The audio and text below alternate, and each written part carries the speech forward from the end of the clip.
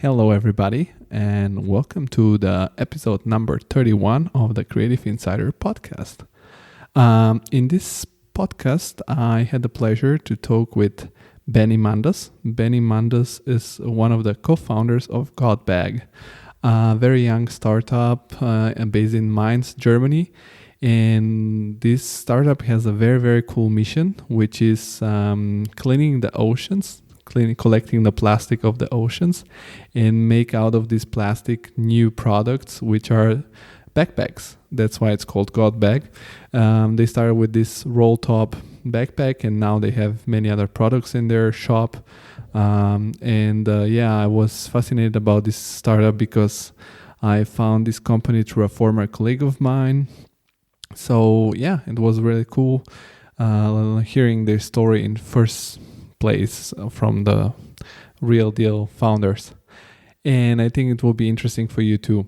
I was not sponsored by Gutbag. I just like their mission, but by talking with them, they were very cool, and the team of Gutbag created a little promo code for you guys. You can get 10% of their products, and you can find the promo code on our social media channels, which are at TCI Podcast on Instagram and LinkedIn, the Creative Insider. So you will find a link in the description of this podcast to their shops, and which are in English, German, and also for the US, I guess.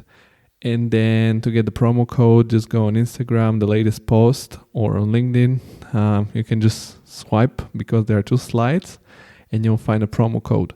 And follow the community of the Creative Insider. Follow the Creative Insider because there are more resources, more news to come in the next year, and there will be probably more collaboration like this one.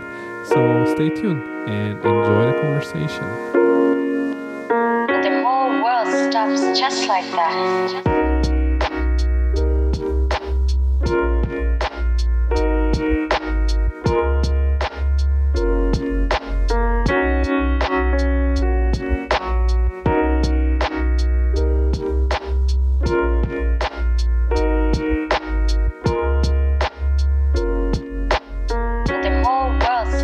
Hello, Benny. How are you doing? Hi, Georgi. I'm fine. Pleasure to meet you. I'm glad to meet you too. I was thinking that it's such a pity that we have to do this podcast in this crazy pandemic time because you're just a few kilometers away from me. But it's for the safety of ourselves. Yeah, that's true. Just across the Rhine River, but online is the new meeting style currently. Yeah. And it's the new normal, unfortunately, for now.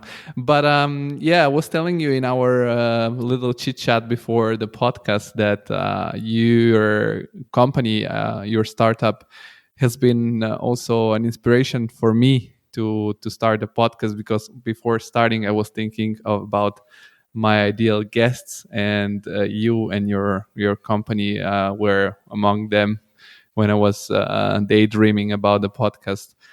So you can introduce a little bit yourself, who you are and what you do, to the audience that don't know that yet. Yeah, sure. So my name is Benny. I'm the founder of Gutbag. Personally, I'm a father of 2 small daughters and married. And as I said, my third child in a way is Gutbag, a company which I founded together with a friend of mine in 2015, 2016. We invented and introduced to the market the world's first backpack made from ocean plastic. And what we are doing is that we set up structures on networks of fishermen who collect plastic from the ocean, and then they bring it to shore where we can recycle it. And that's the way we produce our products. Yeah, this is to me was a very cool story. When I got to know about the story, I got to know about this your company Gutbag through a colleague of mine, which was buying a gift for her boyfriend, and she showed me like, this is a very cool company, and then I googled a little more, and I figured out you're in Mainz, which is also in Germany, and you're a startup, and you were having this massive success for such a short time, and you do something really good, combining collecting the plastic from the oceans and making nice nice design objects. But what were you before you started this idea of making the bags?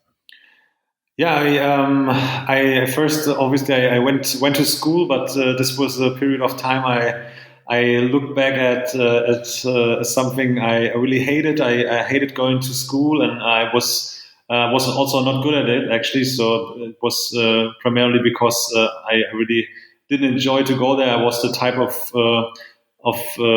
schoolboy who would do the homework in the bus in the morning, and so I was really happy then when I finished school, and then after school I became a cameraman. I went to the television here in Mainz. We have ZDF and also some other television channels, and I started freelancing there. I did an internship at first, and then climbed my way up to become a cameraman assistant at first, and then became a cameraman, which was that was an awesome time as well. I got to see a lot of great people, a lot of great places. I traveled the world doing this job. Went to Olympic Games, to soccer World Cups, and all this different kind of stuff. Shooting documentaries in Africa, and so it was in my 20s. That was a really fun time. It was really great, and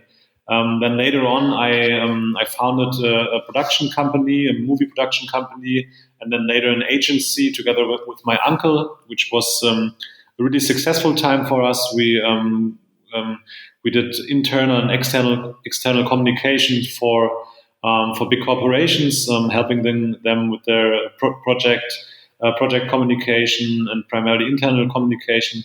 It was a great time, but then I was in this area, in the let's say in the media sector, for almost over 10 years, and then at some point I sat together with a good friend of mine who then became the co-founder of Gutbag with Roman, and we were just brainstorming. It was on a long car ride to the Alps, and we said, okay, it's time to do something different, and that was when we decided to do something, and when everything changed in a new direction.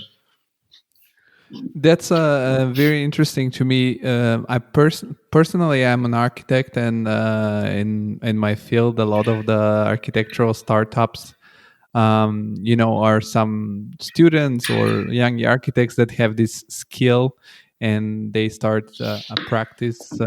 And how was for you to start a new endeavor, which was in a field where you weren't so skilled, if I understand correct, because you were more into the media production, and I guess that making some product out of plastic, especially bags, was a completely new process. Yeah. So how did you start? How did you educate yourself, or how was that startup process? Yeah, so it was more like a process at the first also, because we, as I said, we had this long car ride together, and it was more like we had the first idea of that we would like to do something together, and we were just brainstorming different ideas, and so that was when a process started, and then at some point it was really like just an idea at nighttime to do bags, and then so it was overall to get to the idea where we then decided, okay, let's create backpacks from ocean plastic. That was already a process of, let's say, half a year or something, and then because we both have been tied to the ocean actually since our childhood. Roman grew up in Tel Aviv, and he started surfing at a young age. My father is a passionate sailor, and he took me sailing when I was 3 years old. So it was pretty dear to our hearts to do something about the problem of ocean pollution and plastic. As you said, we didn't have any experience in this field, so we didn't know anything about recycling plastic and all this type of stuff. So it was a lot of try and error, of course, and a lot of learning at the time and meeting new people. That was important. That was also, I would say, like a learning and a shortcut that we managed to get to know people who are specialized in the area and that could help us. So bit by bit we got closer to our vision, and so after two and a half years, more than 2.5 years, we had the world's first backpack made from ocean plastic in hand and introduced to the market. So it was just for us a time of a lot of learning, a kind of time just of, as I said, trial and error and a lot of setbacks.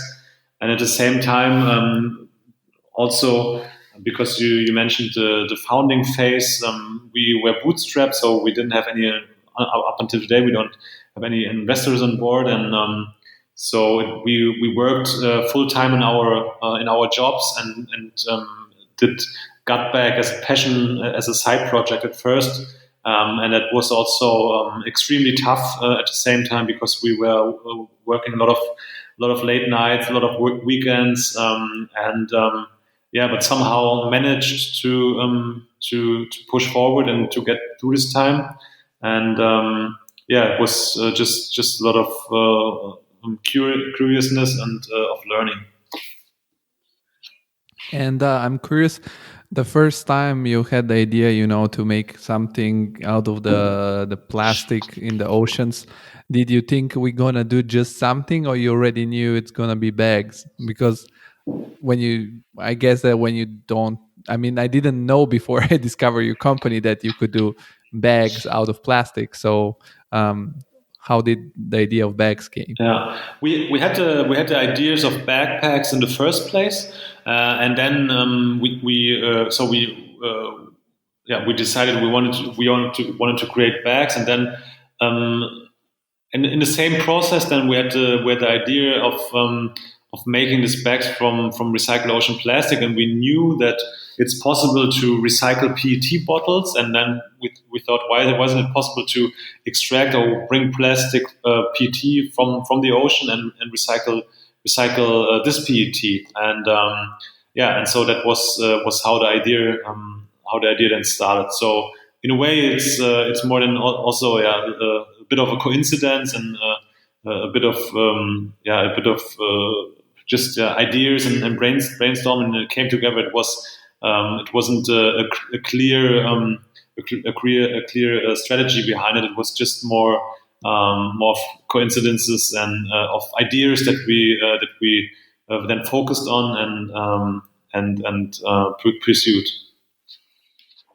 And for the design of this backpack, because the backpack looks pretty cool and it's highly beloved among my creative friends, did you design it yourself, or did you hire some designer to figure out how it's gonna look like? No, I think that was our advantage, especially in the beginning. That we both, as founders at the time, that we had a background in being creative and had a creative background. Roman is a graphic designer, so he was well equipped to do some design works, and so we sat just together and we're thinking about a proper design, and then came up with ideas like our zipper puller, which are our signature colors. The colors of the zippers are the most beloved colors of humans. So statistically, so bit by bit, that came together, that helped a lot in the beginning. That we could do photographs, that we could do movies, and that we also could do the design of the products, obviously, and that then. So the disadvantage in other regards, like the technical parts and stuff like that, it was on the other hand was helpful that we had this experience in design and in branding and building a brand, and that helped a lot in the first place. And okay, so let's make it a little bit consequential, because you started, the idea of what's going to be the base material. But did you already know that so I didn't understand, do you now have your own sort of fishers that get the plastic for you, or you knew that there were some people who were collecting the plastic and you could buy it from? How do you take the material? Yeah. So we started to set up structures at first in the Atlantic and the Mediterranean, and also collaborated with other NGOs and with other organizations. But then at some point we decided that our biggest impact that we can create is somewhere else, and that it's in Asia, where it's the epicenter of plastic pollution. And we decided to go there, and today we have a network there of 1,500 fishermen, approximately, a bit more by today. And we run this network. So we had our colleague Max there. He just recently had to come back because of the COVID situation, but he was in Indonesia setting up the structures, and now we have 2 cleanup managers there who are running all of the logistic, all of the management of the cleanups, and we manage it. We manage it ourselves, and we extract the plastics ourselves. We have warehouses in Indonesia as well, where we gather the plastic, where we clean the plastic, and then we have also then some recycling partners who help us recycle the materials. But that's also the whole supply chain is in our hand. And what is the recycling process looks like? Because I guess you collect every kind of plastic, and then this needs to be turned in some sort of new form of plastic. Yeah, absolutely. So we do collect all different types of waste actually from the ocean. So you have also crazy stuff like mattresses and whatever you can imagine. So the region where we operate is the Mak, which is in the central of Java. And it's a big delta region where a lot of rivers flow into the ocean. So especially during rain season, there's a lot of waste is washed into the ocean. So you can find different waste types, and we bring it all ashore. And then at first the waste is sorted into the different waste types, and then the plastic is then sorted into different plastic types. With the PET part is what we use for our supply chain. We now have partners for a lot of the other materials, for the other plastics such as LDPE, HDPE, PP, and stuff. We can now give to partners, or we sell it to partners who then use it for their products or for their recycling processes. And then the PET portion is then introduced into our supply chain, which means that it's washed and it's maintained, so that we can later on get a good quality from the pellet which we produce. So it's washed, it's then chopped into flakes and then to a pellet, and this pellet is then transformed into a yarn, into a polyester yarn, which we use then for the fabrics, which we use for the production of our backpacks. And this is, of course, the whole part about creating the raw material for your backpacks. But how did you produce? I suppose you produced first some prototypes. So how did you produce these prototypes without buying all the machinery? I guess you need to have to produce a backpack. Do you outsource your production, or did you do it in the beginning? How that part works like? Yeah, we still, up until today, we collaborate with partners or with suppliers who are specialized in their fields, and that was also the key to the success of this project in the first place, was to find people who are specialized and who could help with their knowledge and with their know-how. So still up until today, we have partners who who have parts of the recycling and would do the production of the yarn. And we just have a really tight connection with them and trying to get better with every production. So that's still the case up to today. So the key was really to find this suitable suppliers. But where are the backpacks produced in which country? Yeah, the first recycling steps are done in Indonesia, and then the production of the backpack and the yarn production is done in China.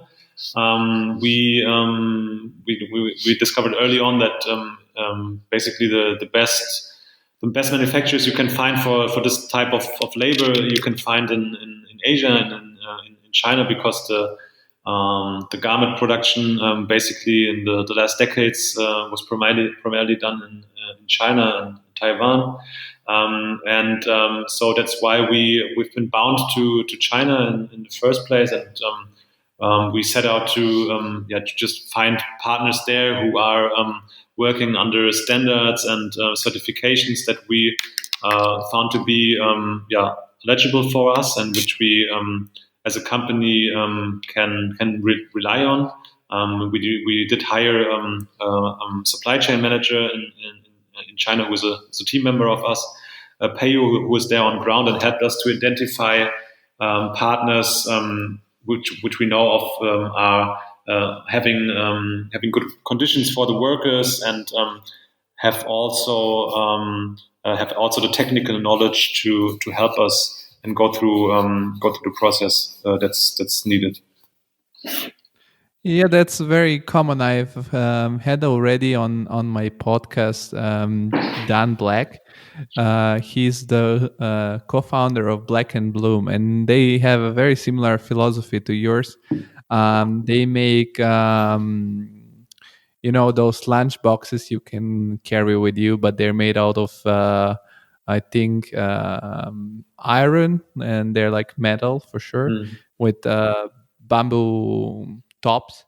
And he was explaining to me also in the podcast that of course the mission is to reduce pollution and the use of plastic, but the thing is that you cannot produce something like that in Europe or somewhere else, because all the production is of everything is in China, and I think that we don't really have the machinery, so to say, to produce such a product in Europe or anywhere else than Asia.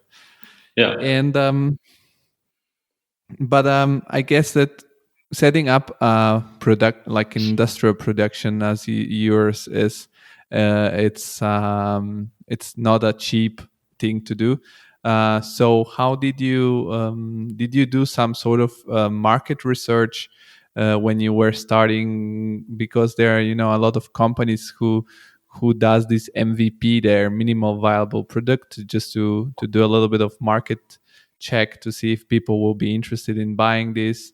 What were your first step to figure out that putting your energy, time, and money, I guess, into this project might work? Yeah, so to be honest with you, we didn't do any market research before we started. We just did it on gut feeling. I mean, we had a first prototype which we did sell before we had the backpack made from ocean plastic in hand, and we knew that the design is getting along well, and that people like it. But then actually we introduced then the backpack to the market on Kickstarter, on platform Kickstarter, which is a crowdfunding platform. But that was not in order to test if the campaign is successful, because we had already started the production. It was more like a pre-sale, which we used Kickstarter for. It was more like our gut feeling, and we just we didn't. I think we didn't think about that the product couldn't be successful, because we just started also small, and then step by step, with raising demand, we increased the production, and that's actually how we also do it today. And when you had your design set up, and even before it was made actually, but from ocean plastic, you made this prototype. Was the prototype also made in China by this now partners of you, which produces the backpacks? Yes, it was. Yeah. And do you need to? Can you ask like a producer in China just to make one single piece, or you have always to order a certain amount before they even start producing? Yeah, so that was in the really beginning. That was a bit tricky. So that's a fair point because at first when we were reaching out to suppliers, we had to pretend that we are a much larger company than we were at the time. Basically, we were just two dudes starting a company, and so what I did was to set up a couple of email addresses and texting the suppliers from different email addresses in order to pretend that there's some different people involved, but it was actually just me pretending to be different people. So that helped a bit in order to pretend bigger and make them to start listening. And we had there were some tricks of that type to get people to listen to you, that your idea is actually is a good one and that they will listen. So then at some point we, as I said, we brought Peyu also in, and he's a sourcing manager. He had great experience sourcing for big outdoor companies, and he then helped us a lot to find really good partners and help with the conversations with them, with the negotiations, and that was for us that was a game changer in order to get really high quality partners. And that's really interesting. I like your trick. So I had the pleasure to talk on the phone with Darlene or Darlene, whatever it's pronounced. I'm not sure because it's German, and so she exists. That's cool. She exists. That's cool. Yeah. But of course, everything like this, it's very cool, and having a good product, it's also perfect. But it's not easy if nobody knows your product and you have no demand and clients for it. So how did you start promoting the whole thing? Yeah.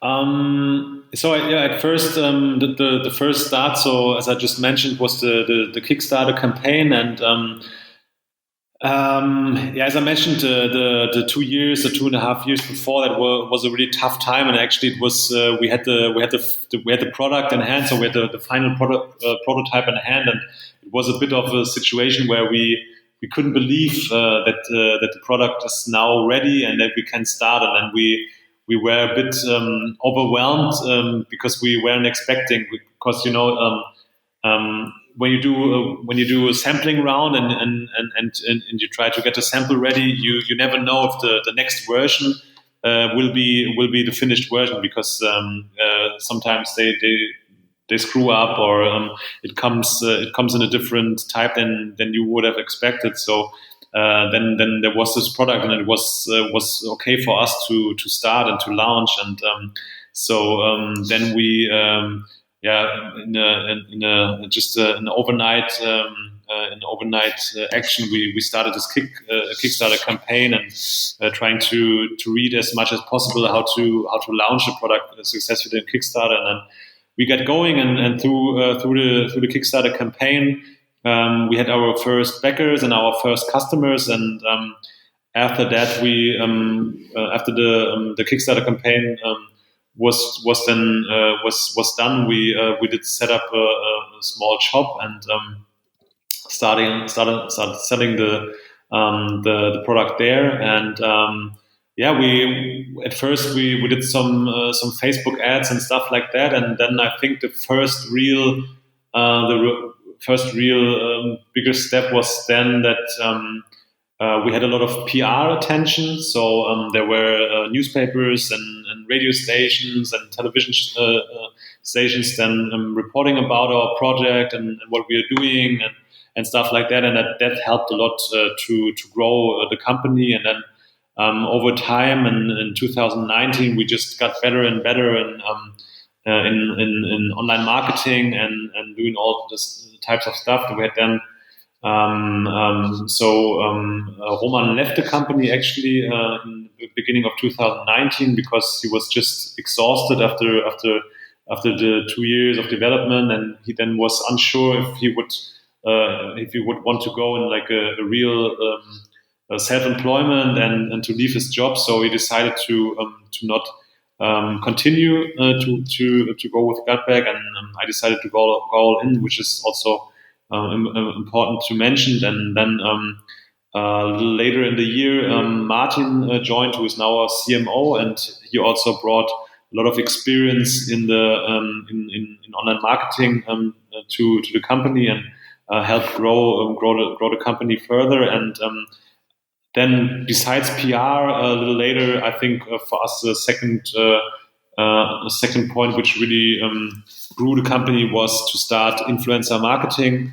That we had really successful collaborations with a lot of influencers, primarily in sustainability sector, and that helped to grow the company further. And then with a really successful year of 2019. And then just bit by bit and it got more and more and bigger and bigger. And we just learned more and more, and there were then more people coming in. So at the end of 2019, we were around 10 people. And then, this year, the company grew really rapidly. We are now 46. So there's now a lot of talent and a lot of brain and a lot of people who are, expanding the company in different areas and bringing the company forward. And this first media attention you got, because I've researched a little bit the web, and I found some articles about your company as one of the hot, so to say, hot German startups. Did this attention from the media? Where you find it? You have to send it to me later.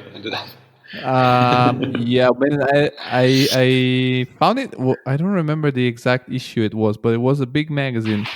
Because I googled through, but it was way before we were even planning to start a podcast, because I once in a while go on your website just to check if there are new products, if there are some new offers, because I check also a lot of the social media, because I know that you're very active on there.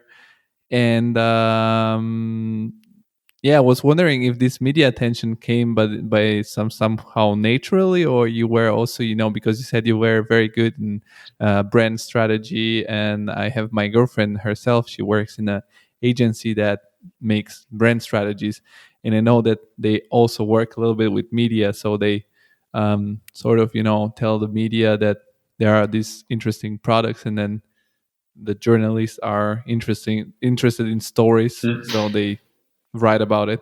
So I was wondering, how did that happen? If it was just somehow through word of mouth, or I would say so. We didn't do like any active PR in the first place. We just started. We were doing some marketing activities, as I said, primarily on social media, and then through social media there were I think there was a platform which is Mercuris, which is a local news platform, and I think they've done a story about us, and then it got catched up by a newspaper here in the region, and then from the newspaper there came a television, and so it just evolved and developed through that. So it was basically like wildfire going around, and we were handed around from different media outlets, and that was I just think and also which would contribute to, or would just also drove the company's success, was that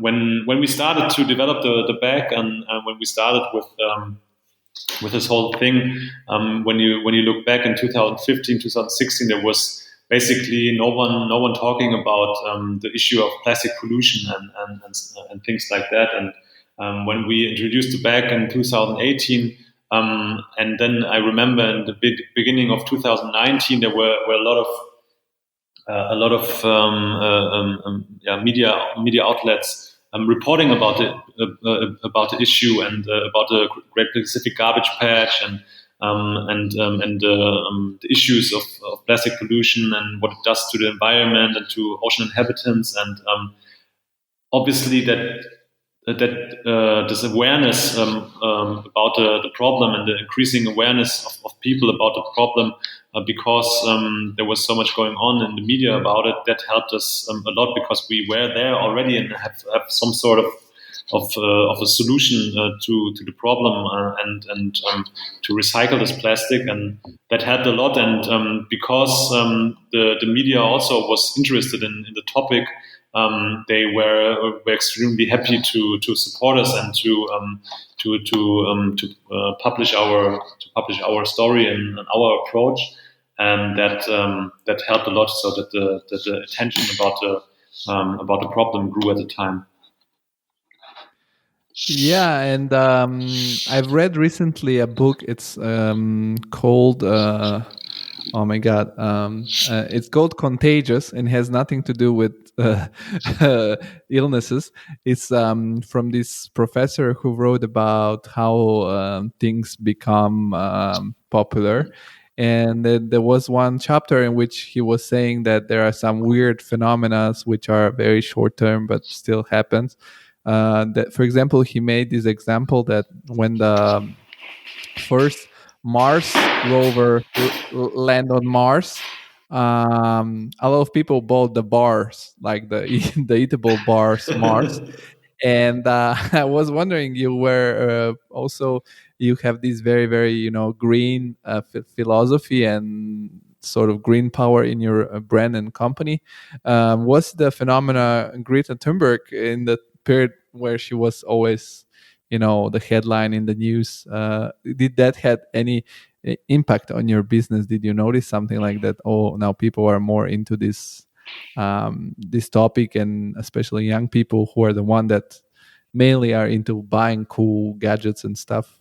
Did that affect it anyhow? Did you notice any boom of your sales through this side phenomena, so to say? I cannot say yes or no. Actually, I mean, but what I can say is obviously, that there's just more and more people, and especially younger people, and I think I would say people in general, who are just much more aware, much more conscious about our environment, and how we treat our planet, and which products they want to use, and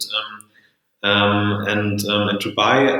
So I think this obviously, so the whole movement of sustainability, and taking another approach to business also is helping, of course. And I think that we find ourselves to be a part of a much larger movement that's happening in the moment. I mean, we are part of Startups for Tomorrow, which is a network of fellow startups who are also working in the area of sustainability. And I think not just this network, but in general, this whole movement of like-minded people, which is growing around the globe. I think that is absolutely driving our business as well. I think that's absolutely important, and it's a movement that's absolutely right, because we just have to change. So, yeah. And you said you set up a store in the beginning. Was that a physical store, or you? Because I know that mainly people can buy your products online. Do you have any physical stores? Yeah. We so what I mentioned was an online store. So we launched a website basically, which was an online shop, and we are still primarily selling online, but we also believe in retail, and we think that it's a great channel for us because people want to still look at the product, they want to understand the product, they want to touch it, they want to see it. So we also believe that it's a great channel for brand awareness, and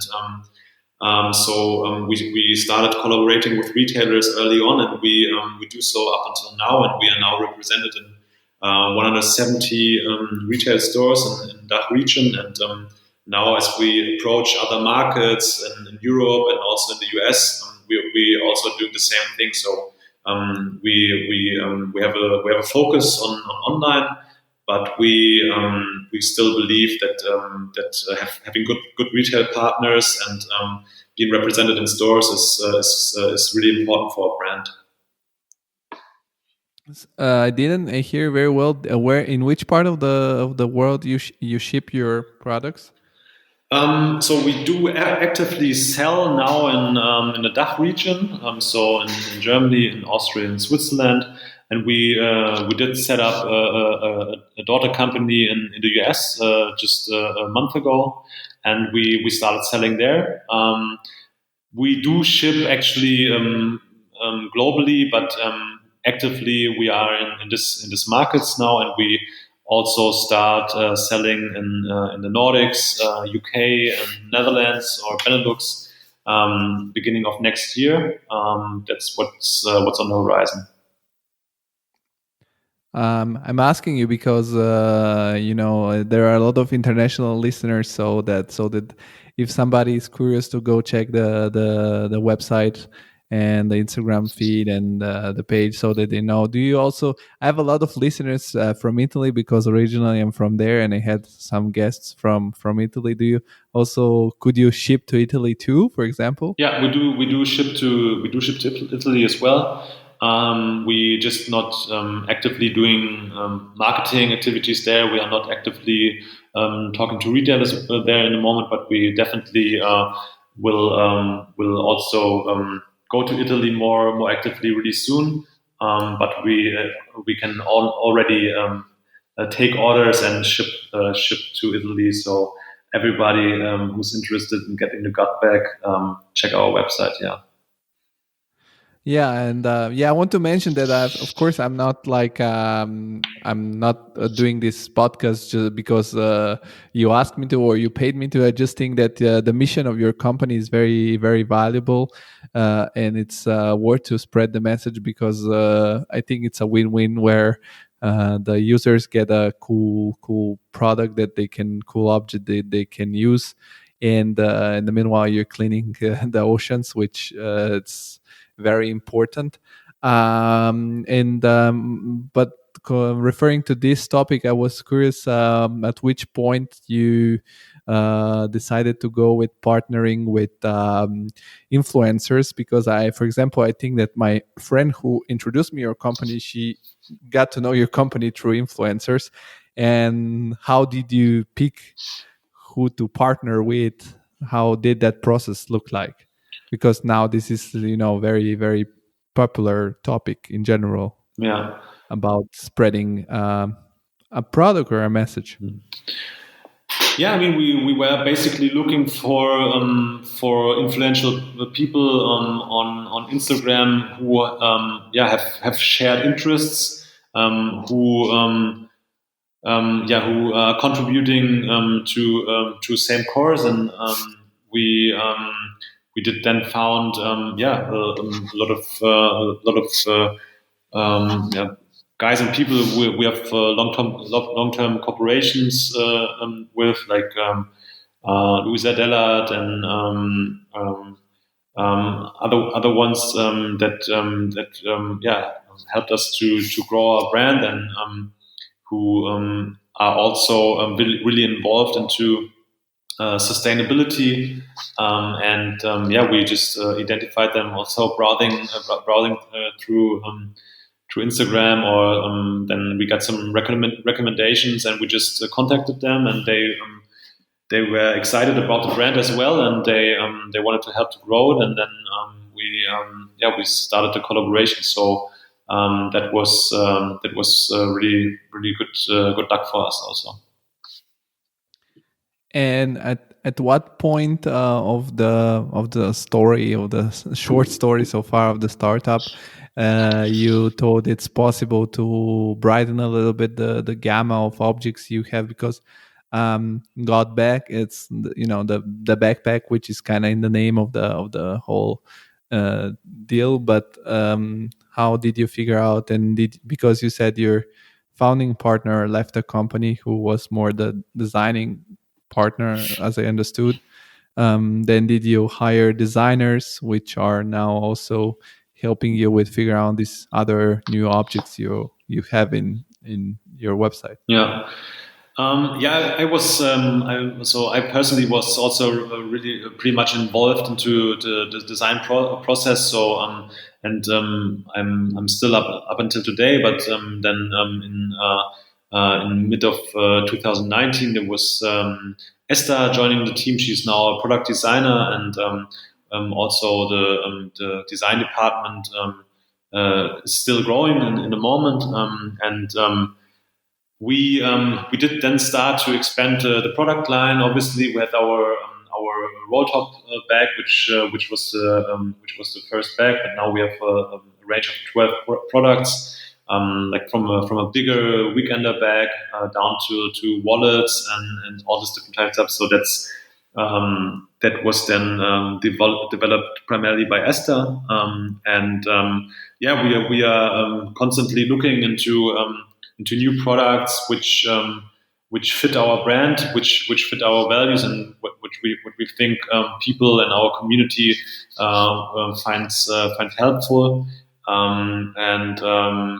So maybe that's also interesting if you if any listeners have good ideas or products they are missing in our range, would be super helpful if you can contact Georgi or us. We're always happy to receive feedback and new product ideas, products that you guys want, and that will help you. So we are just constantly developing and finding new product ideas and developing new products. I can tell you one, because I'm currently watching to your website, and I saw the travel bundle and the city bundle, which is sort of a bundle made of a bag with a backpack and a bottle. You can add, as I said, a lunchbox, because it's the only one thing missing for adventure, for a longer adventure. That would be cool. And oh my god, I was having a very important question in my head, and then just flew away. And what is your design process look like right now, in terms of do you sketch everything by hand, or do you have any specific software you use to develop a product? And also, for example, in the architectural field or in the product design field, there are a lot of whether 3D software modeling, or, for example, in architecture, we make some really physical models which are made out of maybe paper or out of some foam. How is your design process look like generally? Yeah. It starts with some ideas at first. Of course, we do sit together. We listen a lot to our community and to our retail partners. We receive feedback, and then we introduce these ideas to or this input into our design process, and then it's basically Esther and Marta sitting down and coming up with concrete or more concrete product ideas and having the first sketches, and then we transform the sketches into a tech pack, which we then send over to our supplier, and then we receive the first sample, and in most cases then you discover some challenges on the product. It's not perfect in the first sampling round, and you then over time and through some sampling rounds you get closer and closer to the final product, and then at some point when we agree upon, we are ready to introduce to the market. Which is what's also important, I think, to mention in this regards, is that we are really much tied to our material. So we are a little bit we have some boundaries or some limitations to the design, because we cannot, for example, use different designs for the bottom part and some other for the top for the top part or stuff like that, and or to mix different materials in there, because we are bound to our material, because we believe we want to use it, and we try to develop it further, but we are still bound to it. So that's some limitations, and it's always a bit more tricky maybe to then come up with a good idea on how to use this material in the best way. So that's what we're trying to use, obviously, all the time. Yeah, and I think this is also a very powerful thing, because if you set a message, set a philosophy, which is that you clean the oceans and make backpacks, and then you change the product just because maybe it can increase sales or something, the people who are believing in you will feel a little bit like sort of lied to. But I'm curious, because you have also, I saw that you have this portable metal bottle, which is is this the exception of the rule? Because it's still like this I can agree with, because it's also an object that actually works against you, because if you reduce the plastic, your raw material will decrease in the ocean.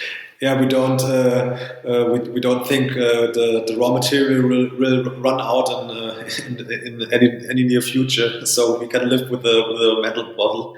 No, all kidding aside, yeah, that's an exception. So we have this metal bottle, which I think contributes also to the movement, because we think it's good to reduce plastic also in the first place, and that's why we have this metal bottle. We're looking into time to time for to make a bottle from recycled plastic as well, but in the moment we are really happy with the longer lasting and durable metal bottles. So we will keep it for now.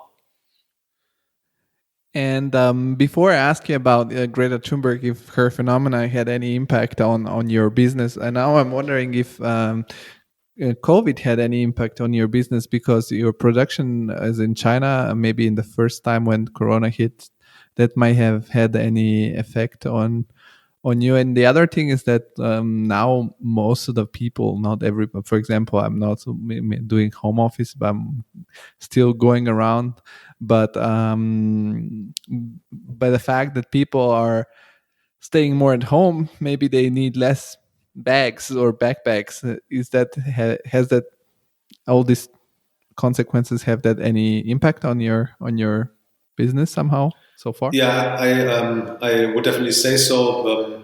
So this year of 2020, I think, like for a lot of other businesses out there, was completely different than expected, and we had also a really successful year still, but a really tough year at the same time, because we had to do a lot of things aside, which we wouldn't have done in a normal year. I think when Corona started in March, at first all the shops were closed, and at the time it was really a big part of our revenues. So we had to do much more online, and people, as you just said, were hesitant buy products, besides toilet papers and noodles. So they didn't think about bags too much at the time. So we then had to adjust. But now, as we're coming to the end of the year, I have to say it was a crazy successful year for us. Successful year for us. We had a pretty rapid growth during the year, which also gives us a really great confidence in our brand, and that people nevertheless they are traveling less in the moment, and that the need for bag in the moment is less.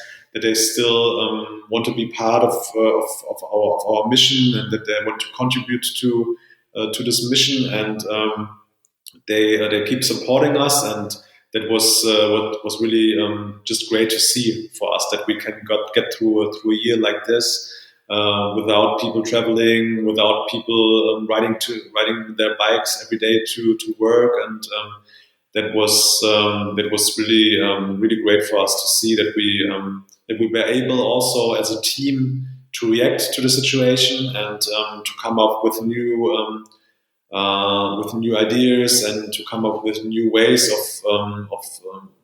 reaching new people, and getting traffic to our site, and interesting people in our project. So it was a year of a lot of learning, and of a lot of tough times also. But we managed to get through this, and it's now a really great feeling coming to the end of the year that we managed to get through this crisis really successfully. I guess it was a crazy year for everyone on the globe. So I think it's normal that it was also at some point hard for you two guys. Another remarkable thing I've noticed on your brand and on your website is that you have a sort of, it's called a Gutbag repair service, which is very unique about a backpack company. So how does that work? So you can, is that for how long it's this repair service available for your clients, so to say? So of course we have a warranty. So in the first 2 years, if there's anything breaking, there's no questions asked. If there's anything breaking on the bag, the product can be sent back, and we will take care of it. And if we're not able to repair it, we will then get a new product to the customer, of course. But also besides, also after these 2 years.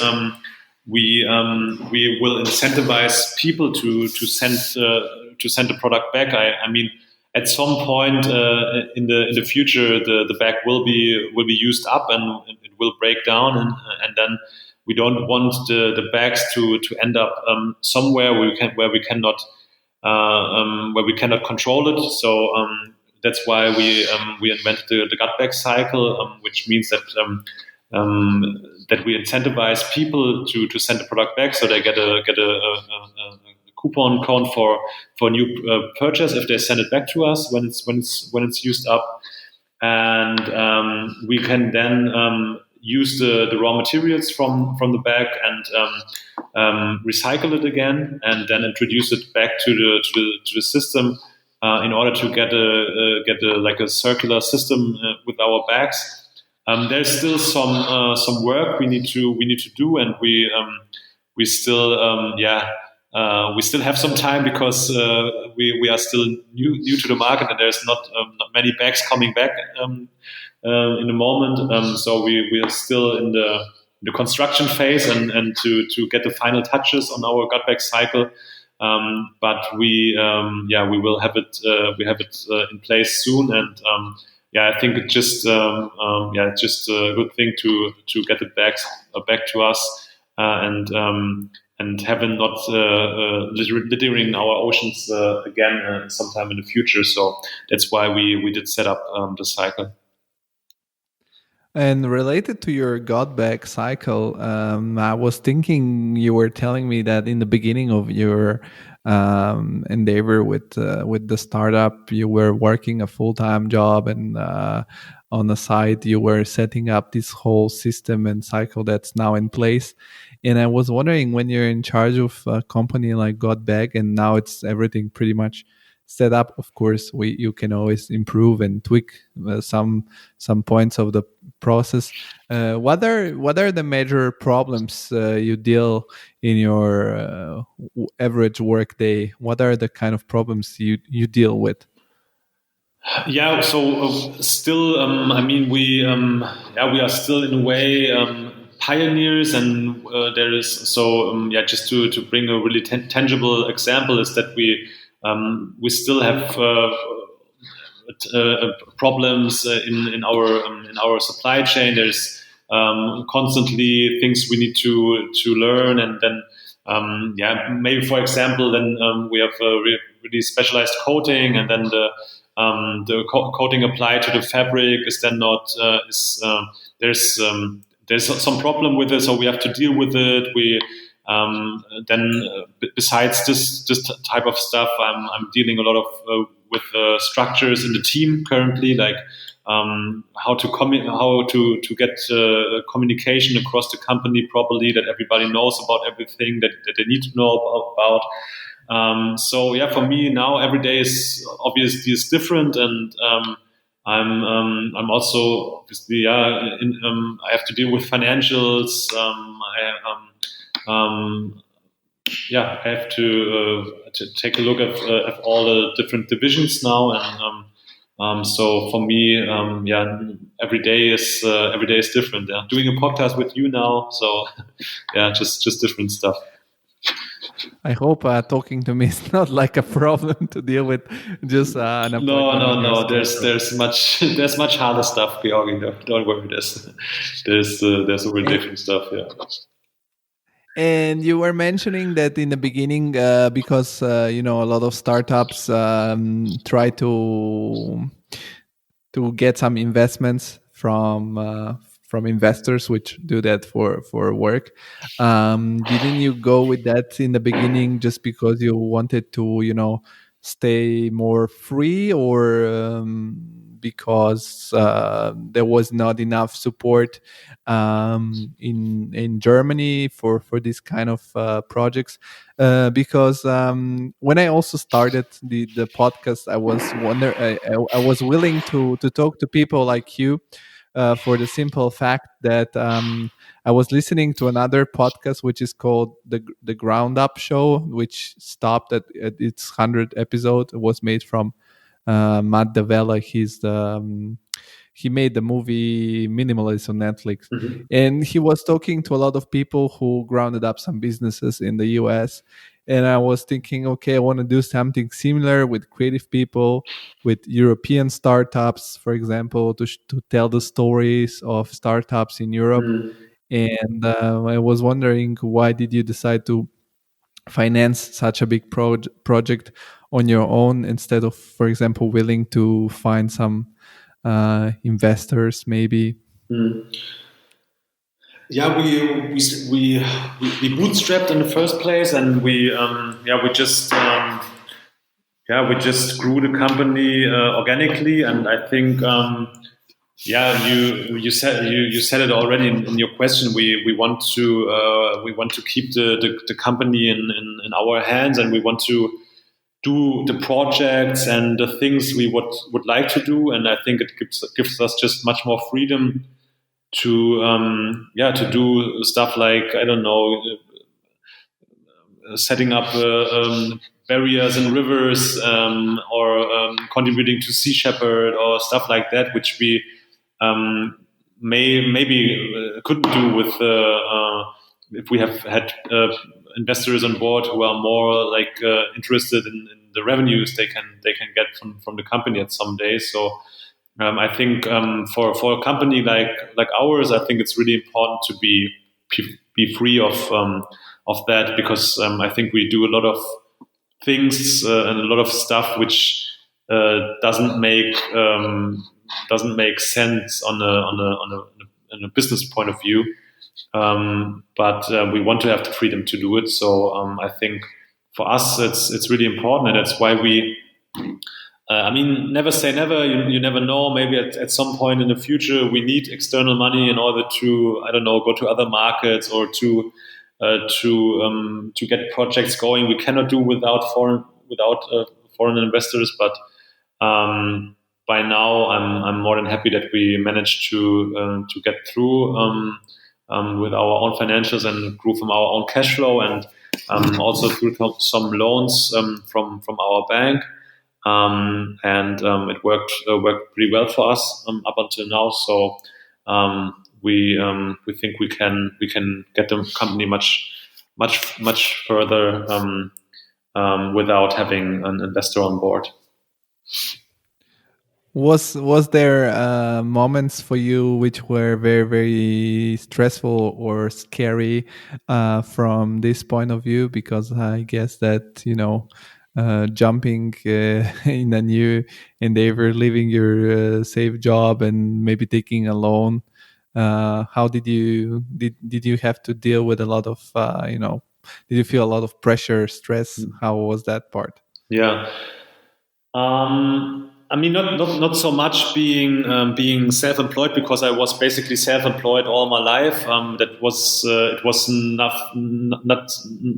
You can see it with Roman, but I know it from a lot of my friends. Like I think when you have a safe job, and then it's a much higher hurdle to go into or to become an entrepreneur and to start a company. For me, it was never the case, because I would describe myself as an entrepreneur from the beginning, and so it was not for me something I would say was a boundary for me to start something like that. But of course, like as I said before, especially the 2 years. Working full time with my uncle in the agency and starting Gutbag on the same time. It was a absolutely crazy stressful time, because also I became a father.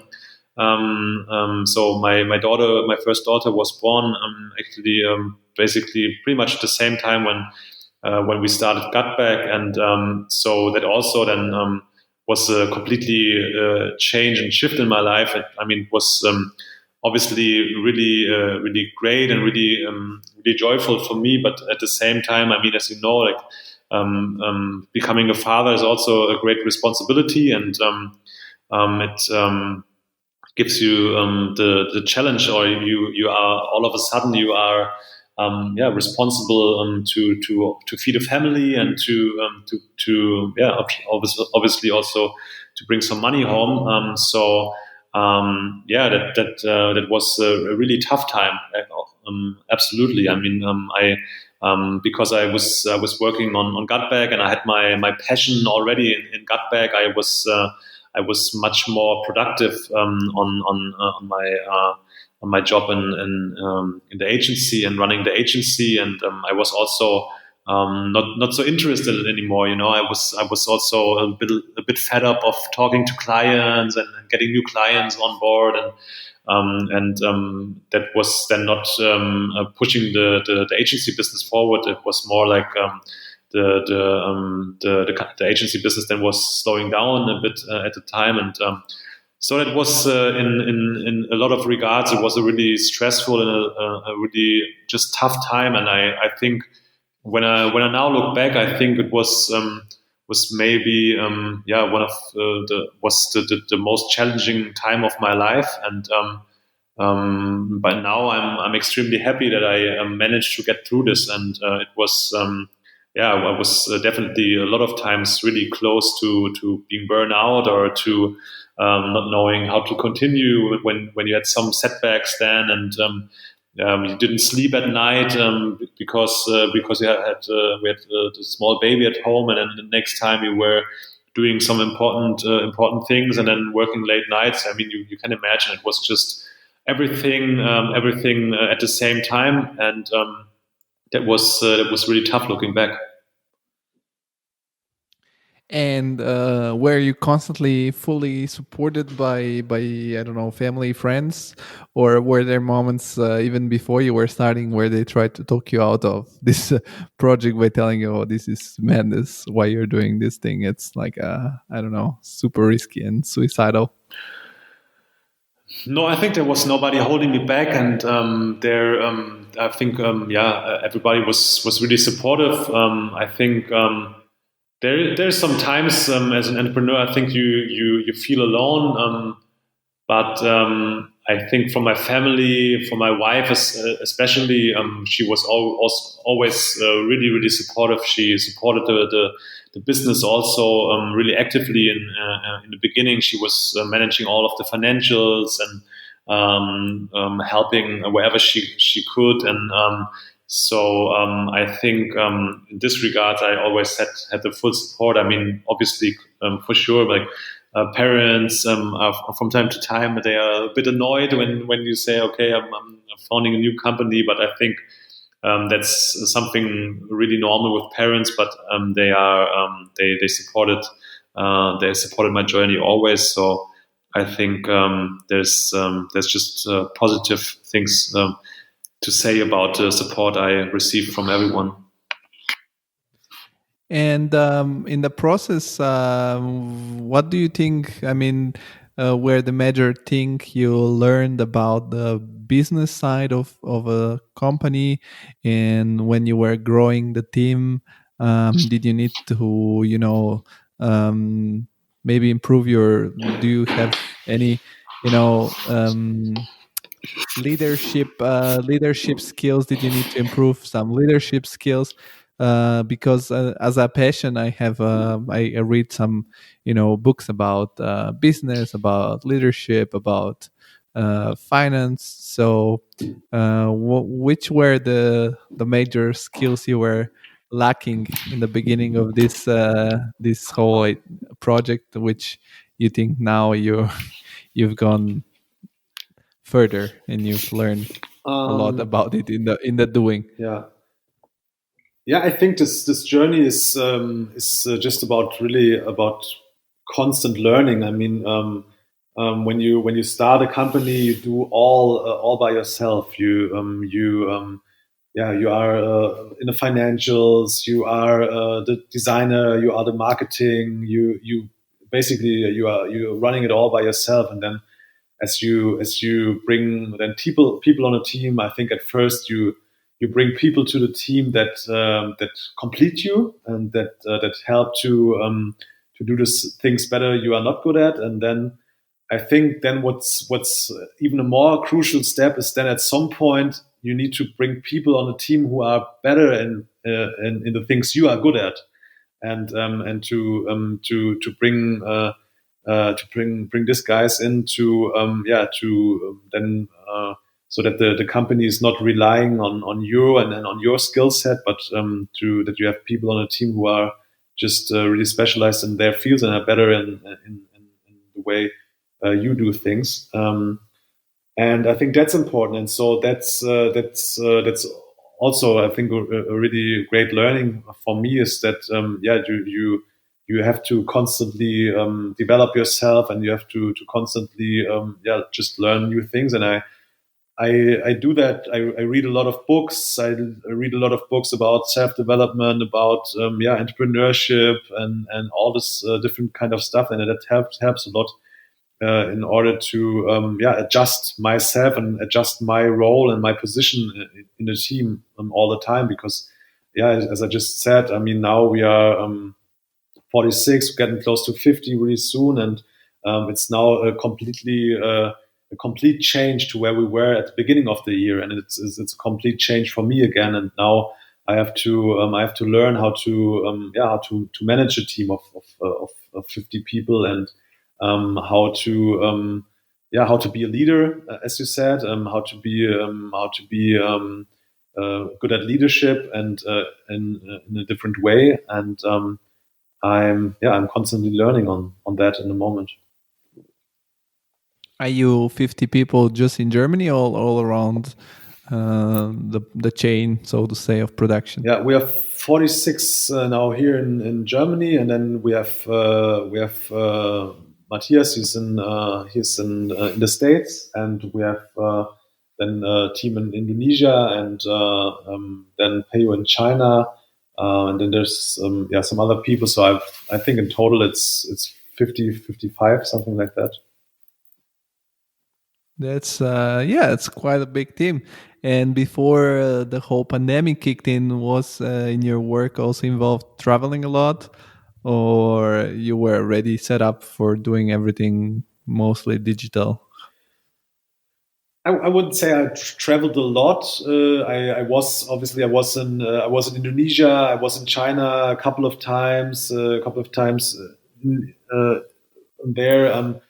But I think we had then Max there on the ground. He was there every day, so there was no need for me traveling there. And other team members in other departments than traveling around like in sales and stuff. So basically now so in the moment, obviously everybody or most of the team is in home office. I basically I go to work every day. I go to the office.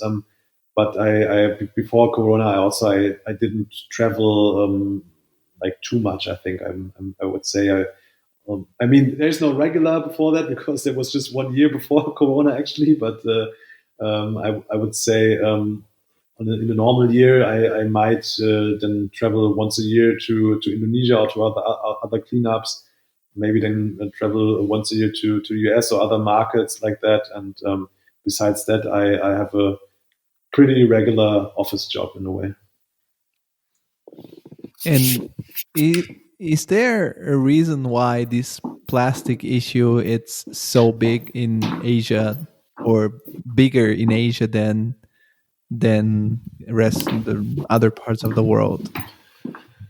Yeah, I think that there is. I think that in the region there's just no infrastructure, no waste management at all. So especially in these rural areas where we operate, and this really remote areas, you won't find any waste management, and people simply don't know what to do with their trash. And the next best thing they can do with it is to throw it in the river, and then it's out of their eyes, or they burn it in their backyards or something. And that's a big problem. And I think you can imagine, like if you don't have any structure and you don't have any place to put your trash, then that becomes a big problem. And besides that, also countries like Indonesia, like Malaysia, and they were China also before a couple of years ago. They were big importers of trash into their countries from Western states. And actually they didn't know what to do with their own trash, and on top of that, they did bring in the trash from other countries, and they just didn't know how to handle it. And I think we, as a Western world, we were happy to have it out of our eyes here, and we just exported it, and we're still doing it today. And that's just a way that's not not good for our world. It's not good for our oceans, because what happens is that finally the trash ends on landfills, and then during the rainy season it gets washed up, and it goes through the rivers and then finally into the oceans. And that's just something we need to stop, and we need to find other solutions in the Western world, as well as in Indonesia. And we need to raise awareness in the area about the problem of plastic pollution. And that's where we actually today we can see our biggest impact, actually, because this fisherman and this network is just a huge multiplier in this area, and people start to talk about the issues, and they start to understand that if they throw plastic in the river, that the rivers die because the soil of the river is then completely covered with plastic, and there's no plant able to grow there anymore. And when the plants cannot grow, there's no habitat for fish anymore, and then there's no fish in the rivers. And The same is happening on the coastlines where the coral reefs go extinct, and because they eat the plastic. And then also the corals die, and when the corals die, the fish die because they have no habitat anymore. And so the whole ecosystem then goes extinct, and people in the area are really much reliant, and they depend on this ecosystem because it gives them their food. And then these people start to understand why plastic is so important, and the plastic problem is so crucial to their lives, and they start to understand this problem. And that's when change happening, and that's when they start to argue with their governments, and they start to argue about the situation, and that the situation needs to change.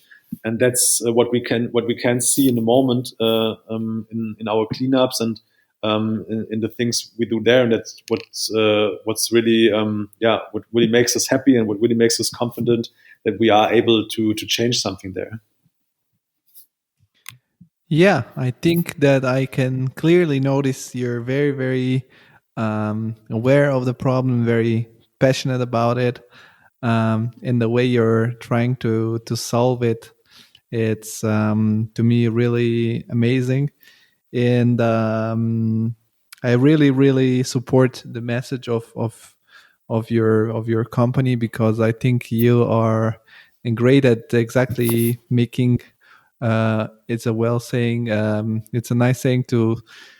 In English, once man's waste, it's another man's treasure. So I think transforming this waste in a new treasure is amazing, and I'm very, very thankful and glad that you accepted my invitation. I think this is a very nice message to leave as the end of our conversation of our podcast.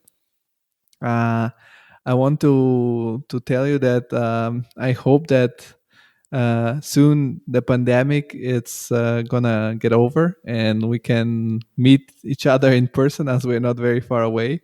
Uh, I would love to see your headquarters, and maybe make a second episode, a second podcast about further stories from Gutbag. And I want to leave you a little spot here in the end where you can shout out the company where people can actually find you on the web, so to say. First of all, thanks, Georgi, to bringing me on. It was a pleasure to talk to you, and thanks for your time as well. So everybody that's interested, and you can find us on Instagram, on Facebook, on Google. Our website is www.got-big.com. So Gutbag, and check out our site, check out our mission, and hope to talk to everybody soon, and all the best. Yeah, thank you. And for all the listeners, also don't forget to support the podcast, which is totally free. Just check the Instagram page, which is at TCI Podcast, and also the LinkedIn and the Facebook pages, The Creative Insider. So thank you one more time, Benny, and have a good evening. Bye-bye. Bye-bye.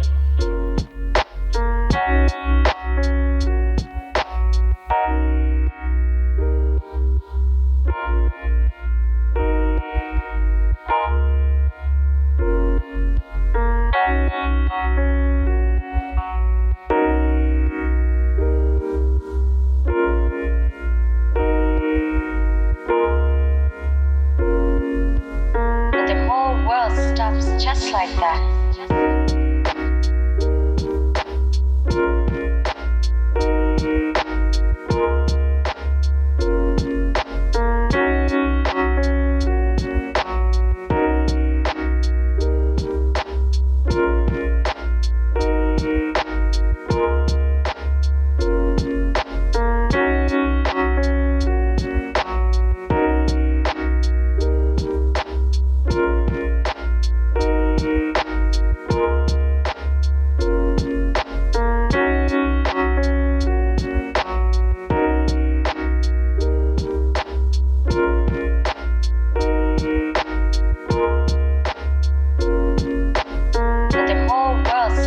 just like that.